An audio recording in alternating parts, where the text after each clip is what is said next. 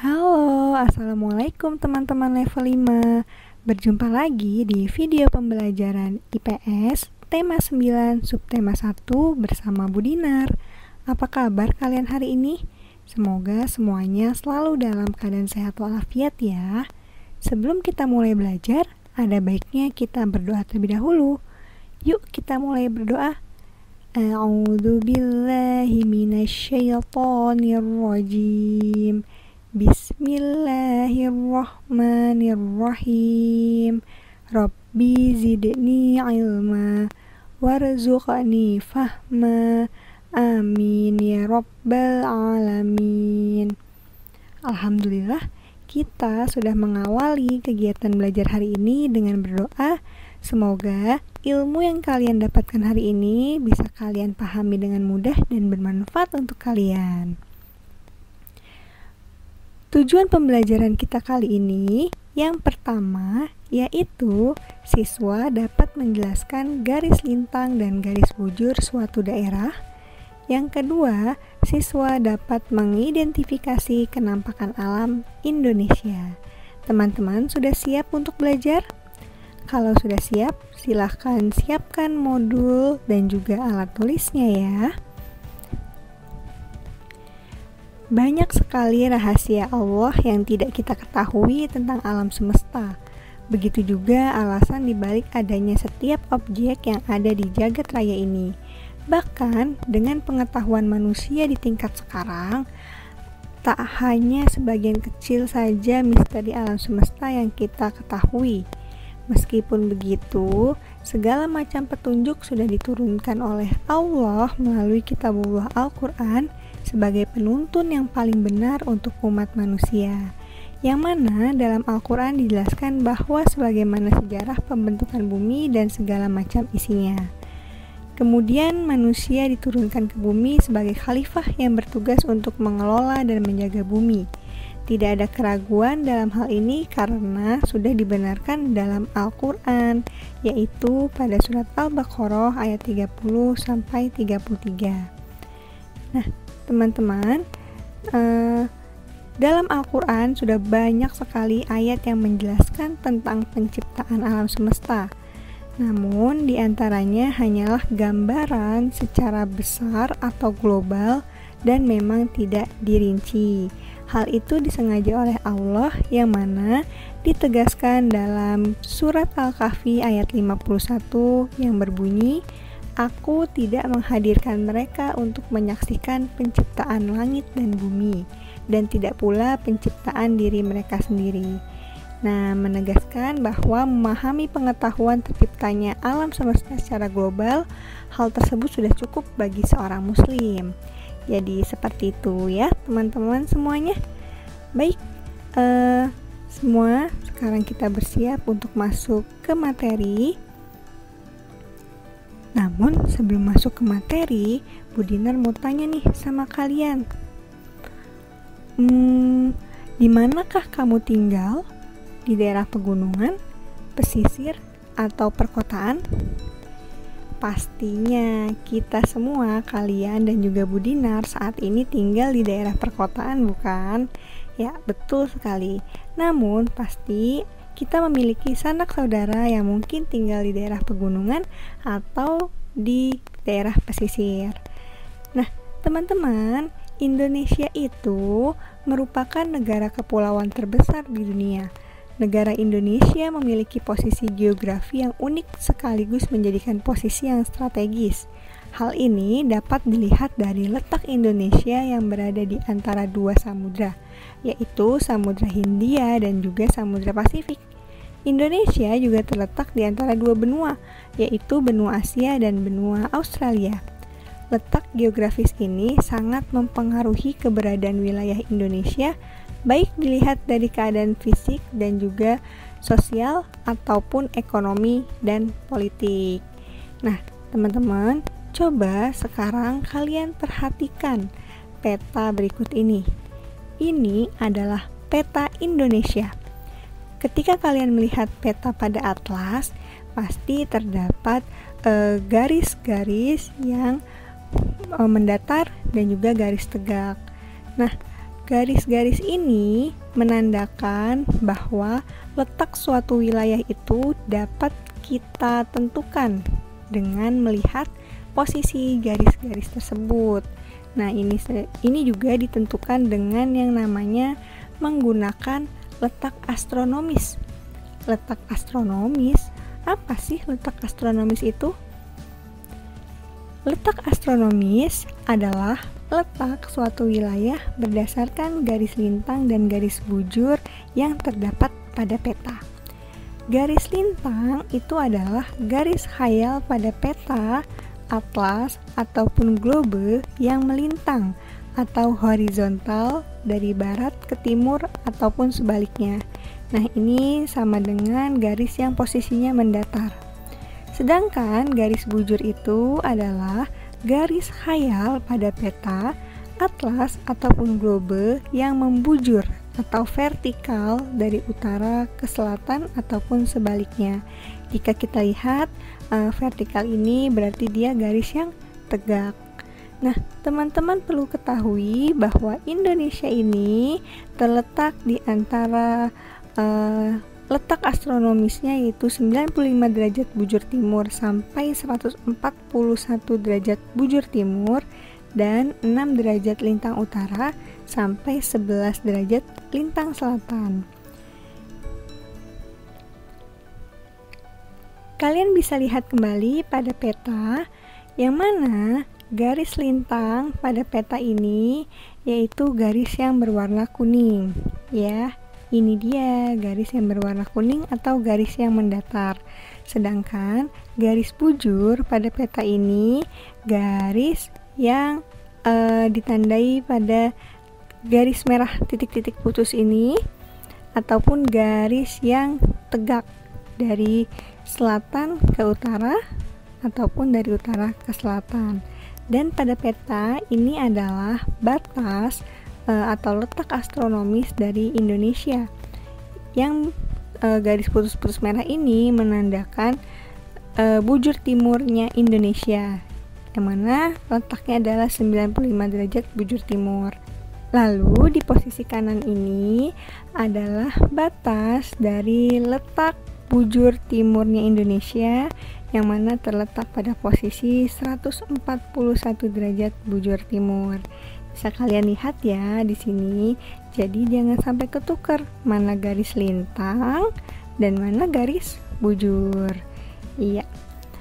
Oke, baik teman-teman. Garis lintang dan garis bujur itu memiliki fungsi yang berbeda. Garis lintang memiliki fungsi untuk menentukan perbedaan zona iklim di bumi. Yang mana di bumi ini terdapat iklim tropis, subtropis, sedang, dan juga dingin atau yang biasanya berada di kutub.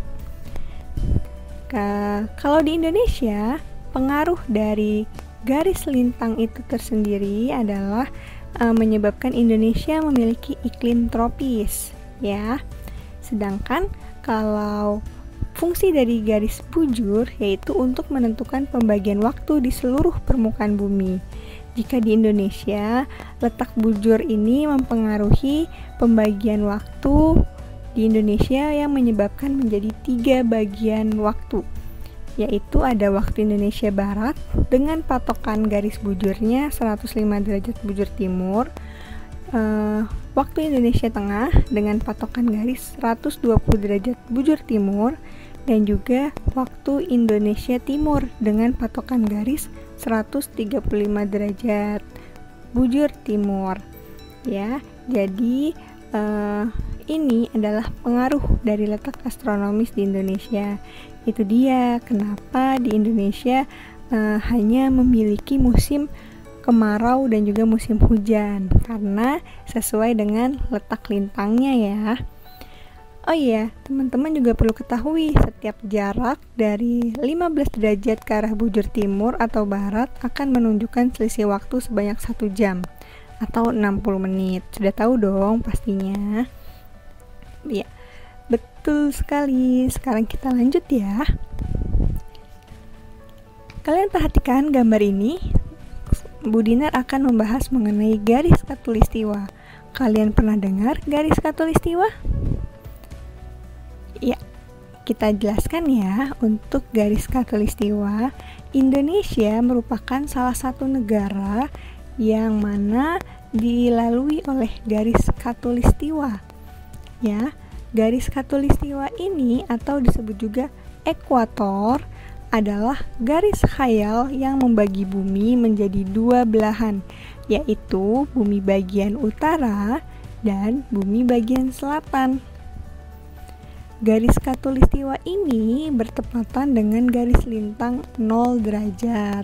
Ya, wilayah yang dilalui atau berdekatan dengan garis khatulistiwa seperti Indonesia beriklim tropis dan hanya memiliki 2 musim saja, yaitu musim hujan dan musim kemarau seperti yang sudah Bu Dinar sampaikan tadi. Wilayah tropis ini mendapat sinar matahari sepanjang tahun sehingga dapat selalu ditanami tumbuhan. Kondisi lingkungan yang seperti inilah yang sangat baik untuk kehidupan berbagai jenis makhluk hidup yang ada di Indonesia. Berkaitan dengan garis khatulistiwa, kita juga akan membahas tentang kenampakan alam di Indonesia. Wilayah Indonesia terdiri dari kenampakan alam yang beragam. Kenampakan alam itu apa sih? Kenampakan alam adalah segala hasil peristiwa alam yang tampak di permukaan bumi. Kenampakan alam tersebar di wilayah perairan dan juga wilayah daratan. Sekarang coba kalian perhatikan contoh kenampakan alam yang terdapat di wilayah perairan.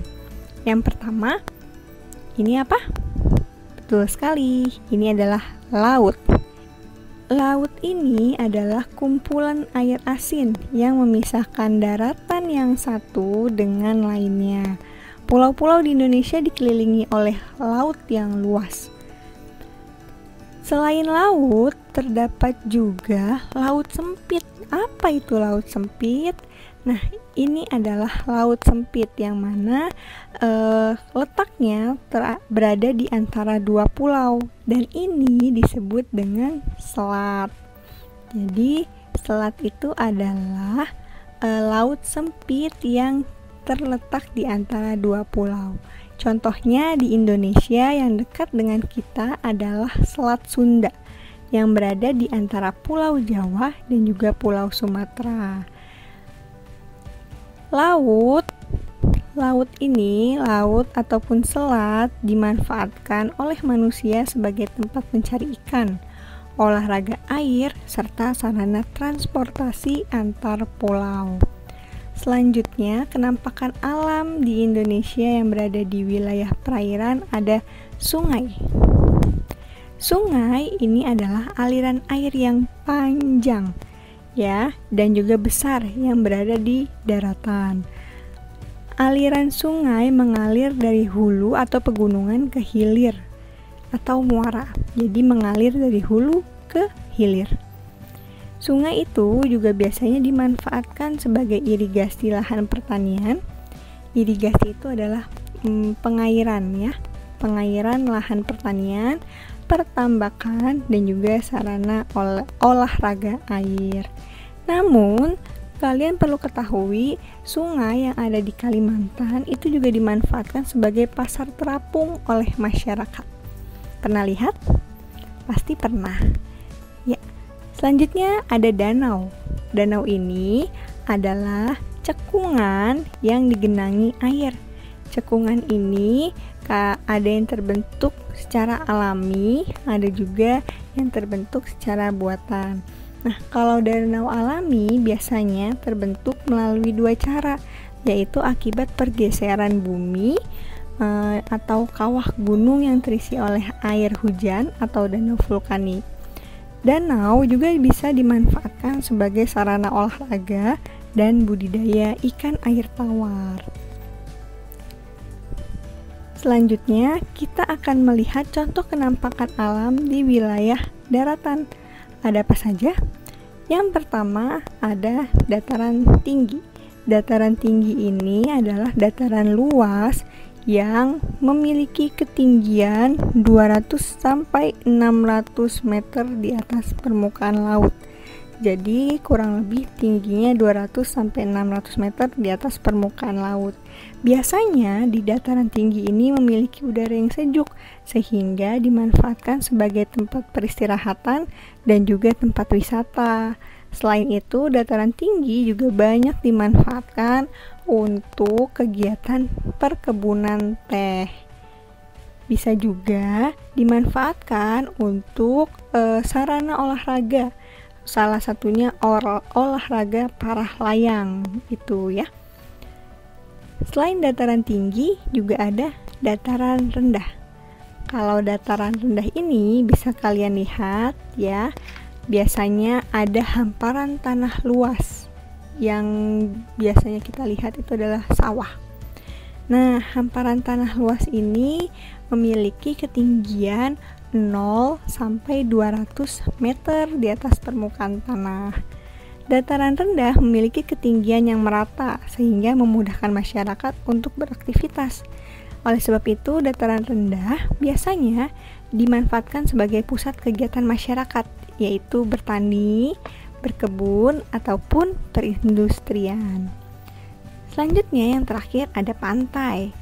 Pantai adalah dataran, ini datarannya ya, yang mana berbatasan langsung dengan lautan. Pantai memiliki tanah yang landau dan berupa pasir. Akan tetapi ada juga pantai yang berupa tebing terjal dan curam.